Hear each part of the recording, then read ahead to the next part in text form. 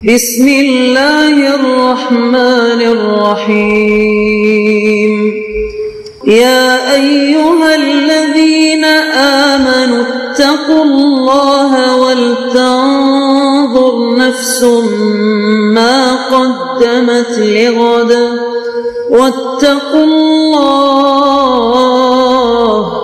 ان اللہ خبیر بما تعملون۔ اے ایمان والو، اللہ سے ڈرتے رہو اور ہر شخص کو دیکھنا چاہیے کہ اس نے کل یعنی آخرت کے لیے کیا سامان بھیجا ہے، اور ہم پھر کہتے ہیں کہ اللہ سے ڈرتے رہو، بے شک اللہ تمہارے سب اعمال سے خبردار ہے۔ بسم اللہ الرحمن الرحیم، الحمد للہ رب العالمین، والصلاة والسلام على أشرف الأنبياء والمرسلين وعلى آله وأصحابه أجمعين ومن تبعهم بإحسان إلى يوم الدين۔ قابل صد احترام حضرات شائقین و شائقات سچا پیغام، السلام علیکم ورحمۃ اللہ وبرکاتہ۔ آج کی محفل میراث النبی کے نورانی پروگرام میں آپ کا استقبال ہے۔ اہلا و سہلا مرحبا۔ ہم آپ تمام حضرات و مستورات کا خیر مقدم کرتے ہیں۔ محترم حضرات و خواتین، تعلیم کا آغاز ہو رہا ہے۔ سب سے پہلے آداب تعلیم کا لحاظ کرتے ہوئے تعلیم کی طرف متوجہ ہو جائیں۔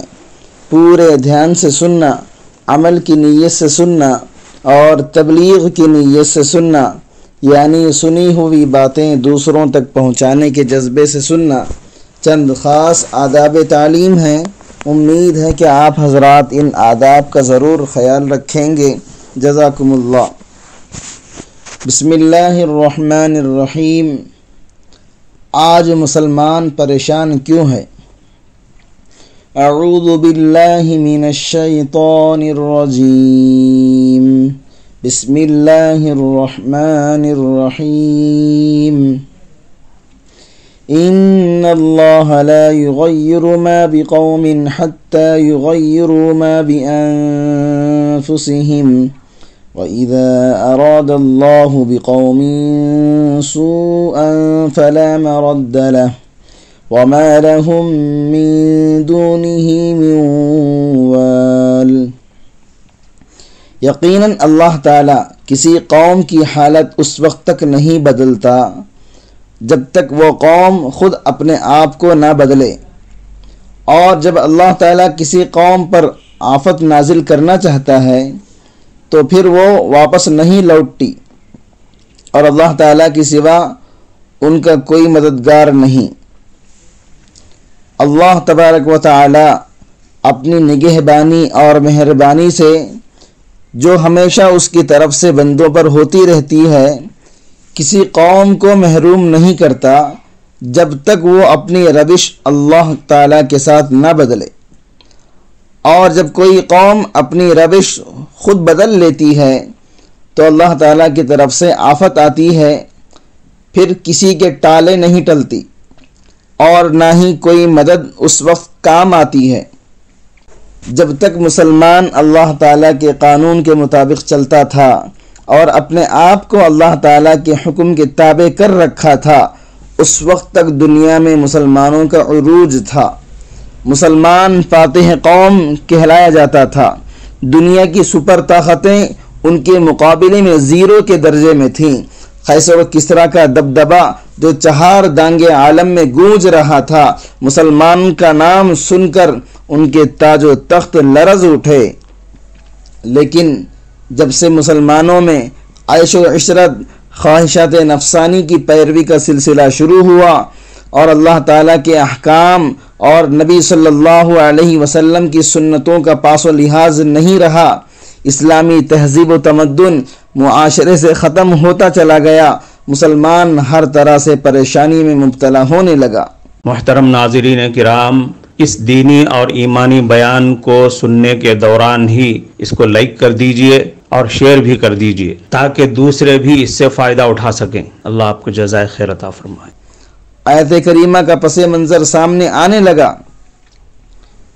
حضرت علی رضی اللہ عنہ سے مروی ہے، وہ فرماتے ہیں کہ رسول اللہ صلی اللہ علیہ وسلم نے فرمایا، ان قریب لوگوں پر ایک ایسا زمانہ آنے والا ہے، اس میں اسلام کا صرف اور صرف نام باقی رہے گا، اس کی روح ختم ہو جائے گی، اور قرآن کے صرف اور صرف حروف باقی رہیں گے، عمل نہیں رہے گا۔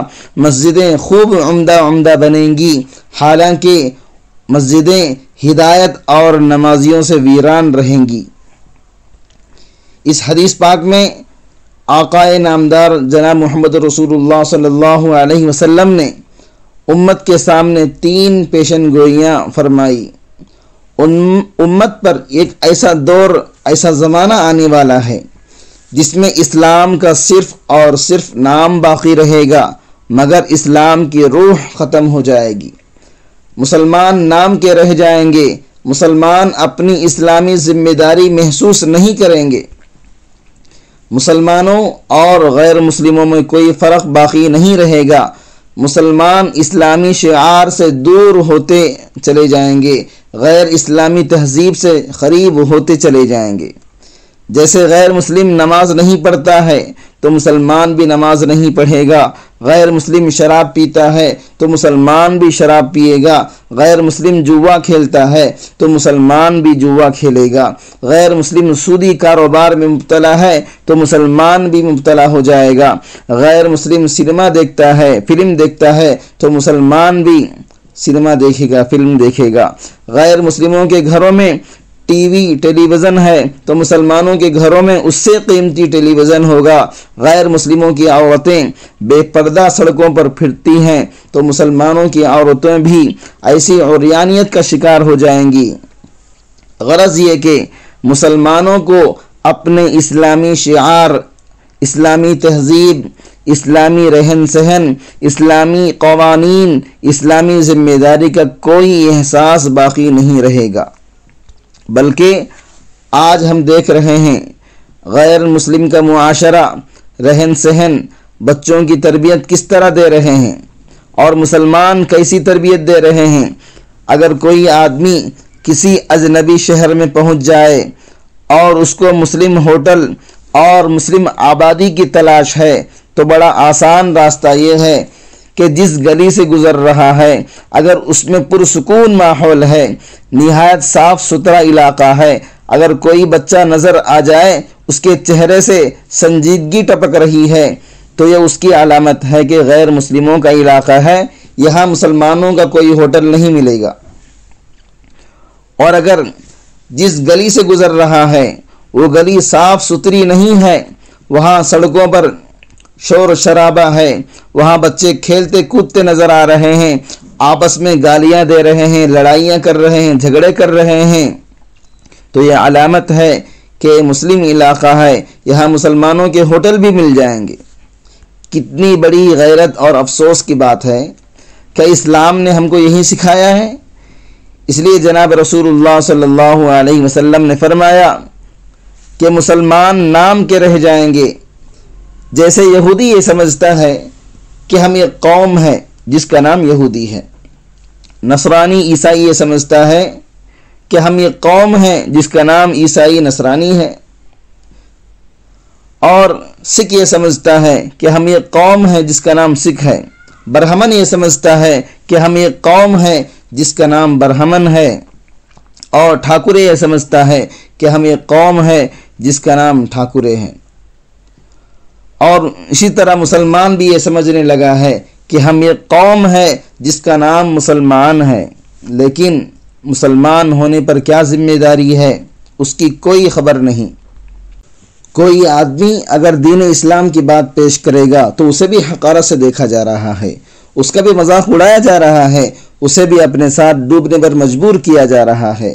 اسی کو جناب رسول اللہ صلی اللہ علیہ وسلم نے فرمایا، لا يبقى من الاسلام الا اسمه، کہ اسلام صرف نام کا باقی رہے گا، اس کی حقیقت اور اس کی روح ختم ہو جائے گی۔ اس وقت پوری دنیا میں مسلمان پریشان کیوں ہیں؟ مسلمانوں پر ہر طرف سے مظالم کیوں اٹھائے جا رہے ہیں؟ ایشیا کے ملکوں میں سے کسی ملک میں کوئی قوم پریشان ہے، اس کا نام مسلمان ہوگا۔ یورپ کے ممالک میں سے کسی ملک میں کوئی قوم پریشان ہے تو اس کا نام بھی مسلمان ہوگا۔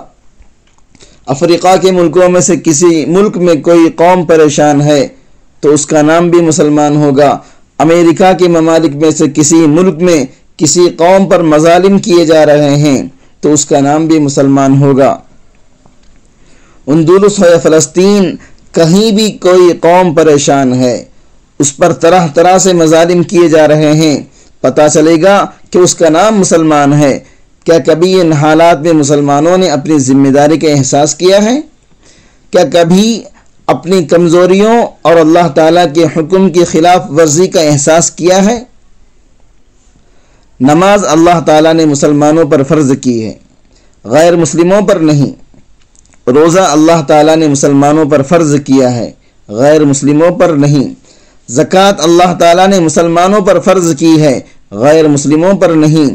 حج اللہ تعالیٰ نے مسلمانوں پر لازم کیا ہے، غیر مسلموں پر نہیں۔ اچھے اخلاق اور اچھے معاشرے کا حکم اللہ تعالیٰ نے مسلمانوں کو فرمایا ہے، غیر مسلموں کو نہیں۔ لہذا اگر کوئی غیر مسلم نماز پڑھتا ہے تو اس کی نماز درست نہیں، روزہ رکھتا ہے تو اس کا روزہ صحیح نہیں، مال کی زکوٰۃ لگا لے گا تو اس کی زکوٰۃ معتبر نہیں، حج کر لے گا تو اس کا حج صحیح نہیں، اس لیے کہ اللہ تعالیٰ نے اسے اس کا مکلف ہی نہیں بنایا ہے۔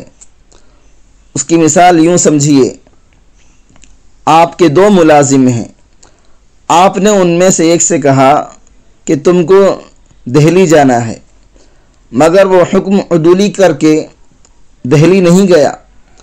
پھر دوسرے دن بھی کہا تم کو دہلی جانا ہے، پھر بھی نہیں گیا۔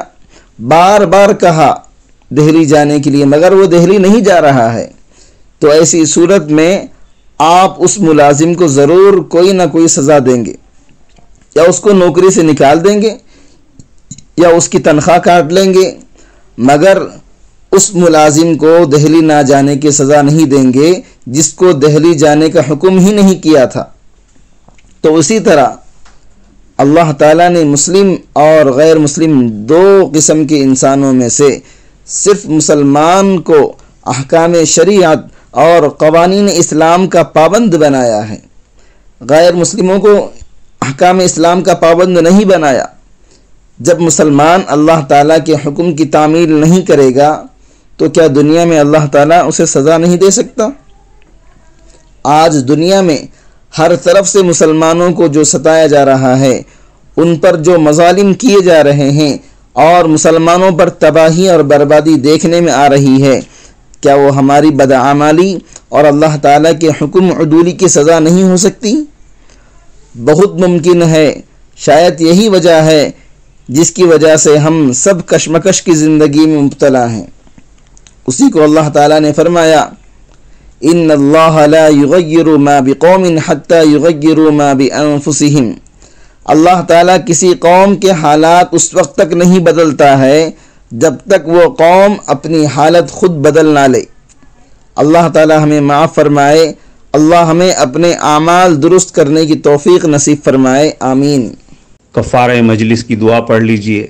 سبحانک اللہم و بحمدک، اشہد ان لا الہ الا انت، استغفرک و اتوب الیک۔ معزز حضرات و خواتین، ہم آپ کے بے حد شکر گزار ہیں کہ آپ نے محفل میراث النبی صلی اللہ علیہ وسلم میں شرکت کے لیے اپنا قیمتی وقت فارغ کیا ہے۔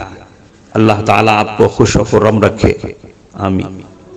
جو حضرات نئے ہیں وہ سچا پیغام چینل کو سبسکرائب کر کے وہاں پر لگی گھنٹی کے نشان کو ضرور دبا دیں تاکہ آپ کو ہمارے ہر ضروری اور مفید پروگرام کی اپڈیٹس ملتی رہیں، اور ہمارا ہر پروگرام لائک کرنے کے ساتھ ساتھ دوسروں کو شیئر بھی کرتے رہیں۔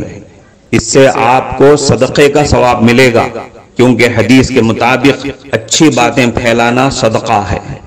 اللہ تعالیٰ آپ کو خوب خوب جزائے خیر عطا فرمائے۔